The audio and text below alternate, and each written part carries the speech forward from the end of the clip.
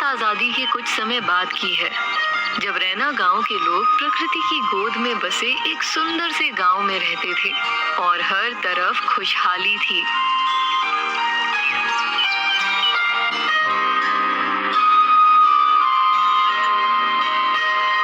प्रकृति से ही उस गांव का पालन पोषण चल रहा था। दूसरी तरफ उस समय बाजार व्यवस्था में मानो लहर टूट पड़ी हो।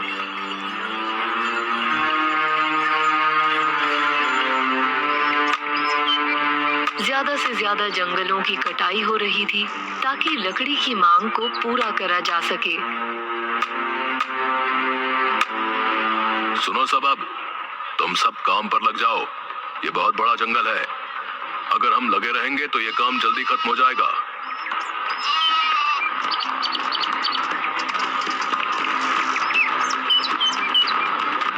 ये क्या, ये सारे लोग हमारे जंगलों में क्या कर रहे हैं? ऐसा ही रहा तो हमारे सारे पेड़ तो ये काट देंगे। हमें ये बात गांव वालों को बतानी होगी। वो बकरी वाला तुरंत भाग के गांव चला गया और गांव की आपातकालीन स्थिति में बजने वाली घंटी को बजाने लगा। ये घंटी केवल तभी बजाई जाती है जब कोई सूचना कम समय में पूरे गांव को बतानी हो। पूरा गांव पंचायत भवन के सामने इकट्ठा हो गया। लोग आपस में बातचीत करने लगे। इस समय ऐसी क्या बात है जिसके लिए आपातकालीन घंटी बजानी पड़ी? जरूर कोई जरूरी ही होगा, कोई मजाक थोड़ी ना करेगा। जग्गी बेटा, क्या हुआ? सब ठीक तो है ना? नहीं दादाजी, गांव के पास वाले जंगलों में कुछ लोग अवैध तरीके से पेड़ों की कटाई कर रहे हैं। क्या? कौन है वो लोग? मुझे नहीं पता भाभी, लेकिन वो सब बहुत सारे हैं। हमें उन्हें रोकना चाहिए। चलो सब उन्हें मिलकर रोकें।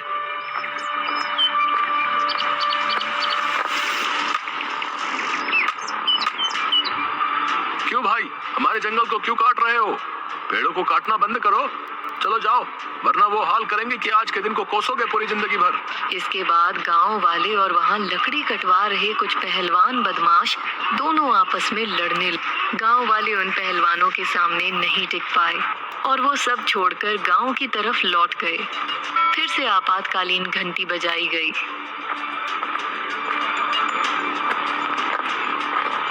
आप सब ठीक तो है ना? ये आप सबको क्या हो गया? उन लोगों ने हमारे साथ मारपीट की। अब हम क्या करें? उन्होंने तो कई सारे पेड़ काट दिए हैं। हमें जमींदार जी के पास जाना चाहिए। हम उनसे विनती करेंगे तो वो हमारी मदद जरूर करेंगे। ठीक कहा चाचा जी आपने। हम सब कल उनके पास जाकर इन सब के बारे में बताएंगे।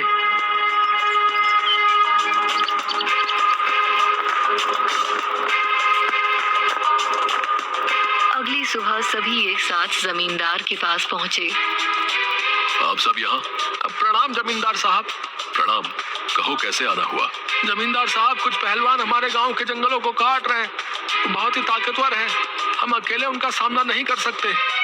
आप सब चिंता मत करिए, मैं देख लूंगा उन सबको। जमींदार ने कुछ लोगों से कहा, जाओ और उन लोगों को पकड़ लो जो हमारे जंगलों को काट रहे हैं।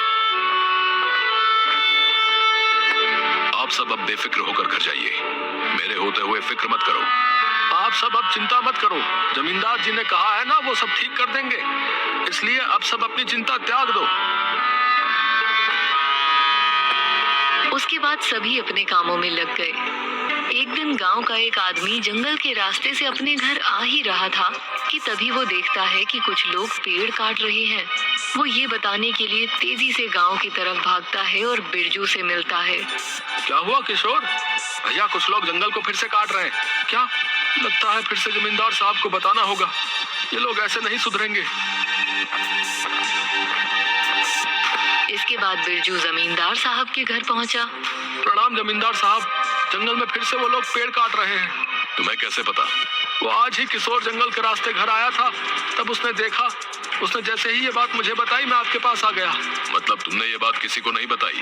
मुझे जैसे ही इन सब के बारे में पता चला, मैं तुरंत आपके पास आ गया। इसलिए किसी को बताने का वक्त ही नहीं मिला। आप जल्दी से उन्हें पकड़ लीजिए। मैंने उसे कह दिया है कि वो गांव वालों को ना बताए। वो लोग इस वजह से फिर से चिंता में आ जाएंगे। बहुत अच्छा किया तुमने।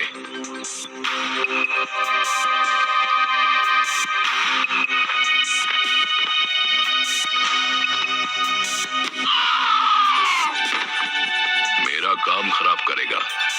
सबके सब ध्यान से सुन लो।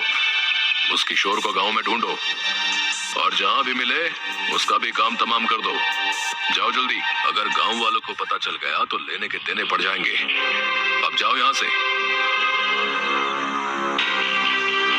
कितना समय हो गया है, वो अभी तक आए ही नहीं। क्या हुआ माँ, पिताजी कहाँ हैं? पता नहीं बेटा, चलो तुम सो जाओ, वो आ जाएंगे।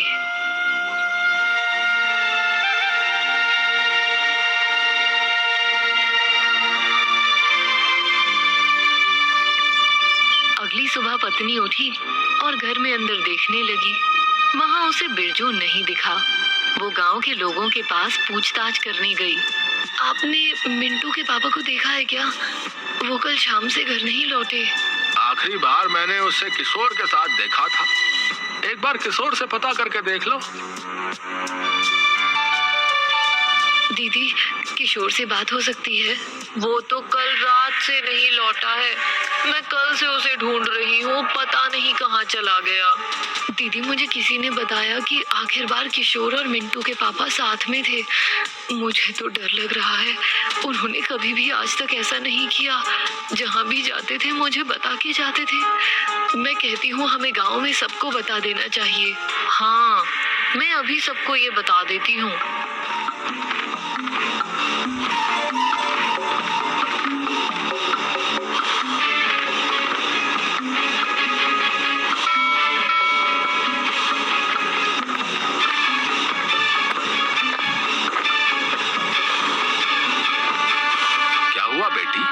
ऐसा क्या हो गया कि तुमने हम सबको यहाँ अचानक बुला लिया?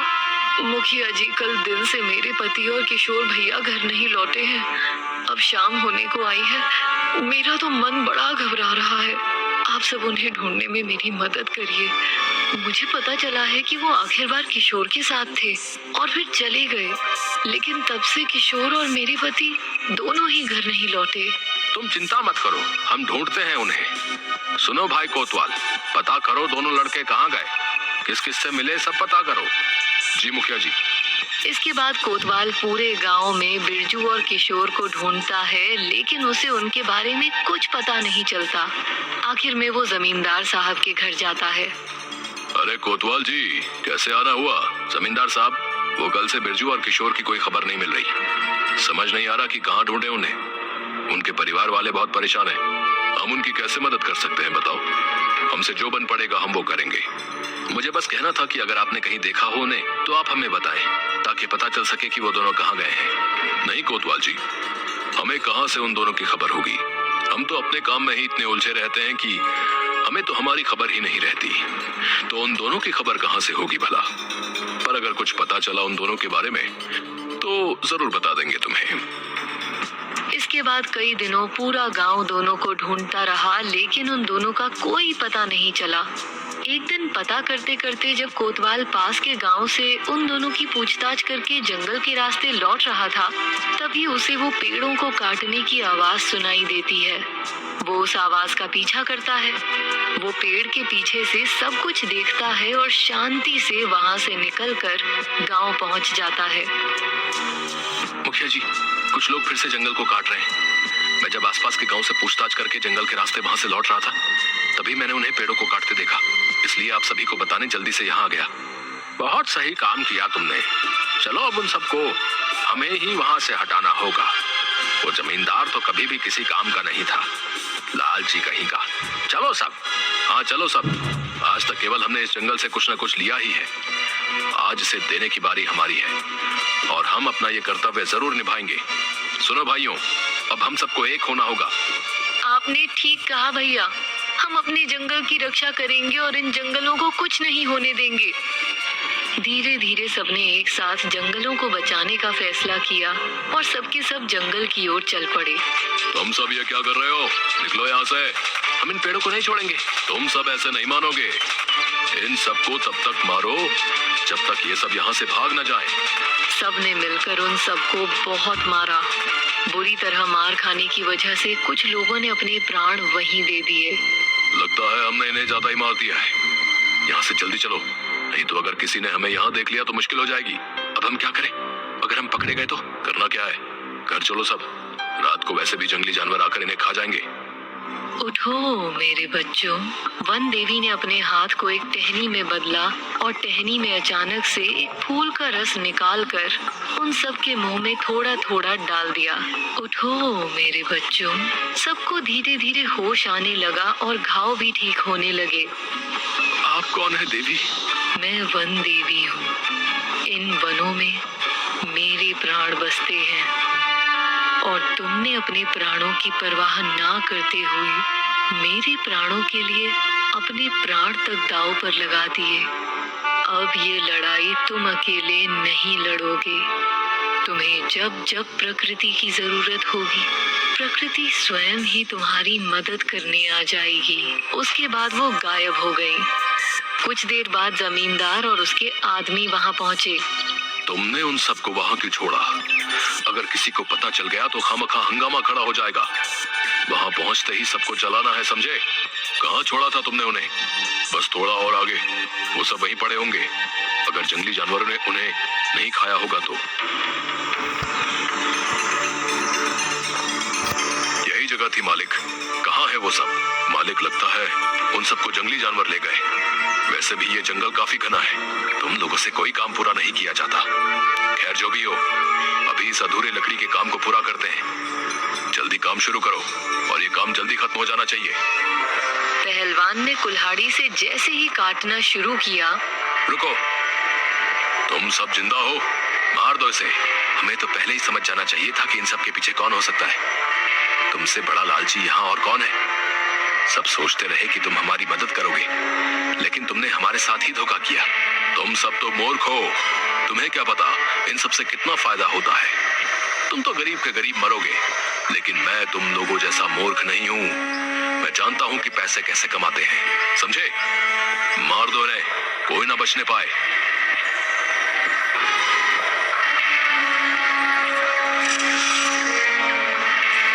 ये क्या हो रहा है? मारो उसे फिर से। छोड़ो मुझे। ये क्या हो रहा है? मेरी समझ से बाहर है। ये पेड़ भला हमें कैसे जकड़ रहे हैं? क्यों छोड़े तुम्हें? बताओ, तुमने छोड़ा इन जंगलों को? तुम्हारे आदमियों ने एक बार भी नहीं सोचा इन जंगलों और हमें मारने से पहले कि घर पर हमारे माँ बाप, पत्नी, बच्चे हमारी राह देख रहे होंगे। अरे राघव, मुझे बचा लो। मैं तुम्हें बहुत सारा धन दूंगा। हाँ, जितना तुम कहो उतना। हाँ, पहले सच बताओ कि बिरजू और किशोर कहाँ हैं? अरे